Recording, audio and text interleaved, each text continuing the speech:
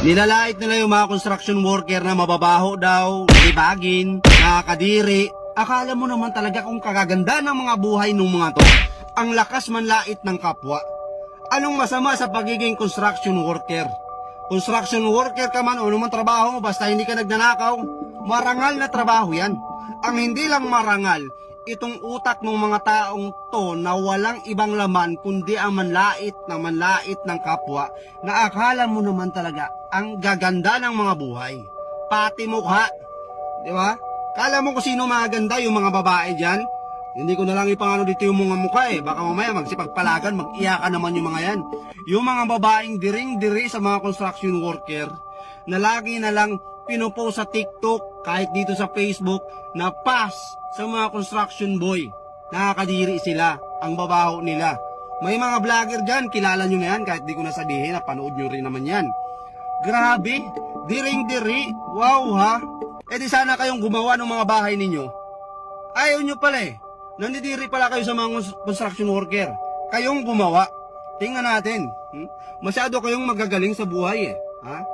Baka yung mga magulang ninyo, baka yung trabaho niyan, kawatan yan. Ha? Baka yung pinapakain sa inyo ng mga magulang nyo, ang ganda ng trabaho ng mga magulang nyo, pero lakas naman mangawat. Ha? Ang lakas mangutong sa kaba ng taong bayan, bato-bato sa langit. Lakas yung manlait sa mga construction worker, porkit ba nasa opisina kayo? Naka-aircon kayo? Hindi kayo naiinitan ng araw. Maganda yung mga uniform nyo. Kaya feeling nyo, ha? Kayo na yung pinakamayor dito sa mundo. Trabaho nyo na yung pinakamalupit. Lakas yung manlait sa mga construction worker, baka nga sagad kayo sa utang ha? Baka yung ATM nyo nakasangla. Tapos lait kayo ng lait sa mga construction worker. Ang mahirap nyan, mas malaki pa yung sahod ng mga construction worker kaysa sa inyo. Yun yung katotohanan. Yung mga construction worker na yan, pag skill ka, mason ka, karpintero ka, magkano yung mga arawan ng mga yan? Nangungontrata pa yan. May sideline pa yan.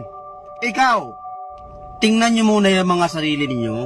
Baka nga hindi nyo kayang buhayin yung mga sarili ninyo Tapos ang lakas nyo ng manlait ng trabaho ng iba. Baka nga palamunin pa kayo sa bahay ninyo. Yung mga babae dyan, ang lakas magsalita. Ha? Pa sa mga construction boy. Tapos yung mga napangasawa, ang pupugi, wala namang alam na trabaho, palamunin. Real talk. Real talk, babae pa yung nagtatrabaho. Yung lalaki nasa bahay lang kasi nga, pass daw siya sa construction boy kasi nakakadiri. Mababaho. Nag-asawa ng pogi ngayon, yung pogi, saksakan ng tamad. Siya yung nagtatrabaho, magaling, palakpakan.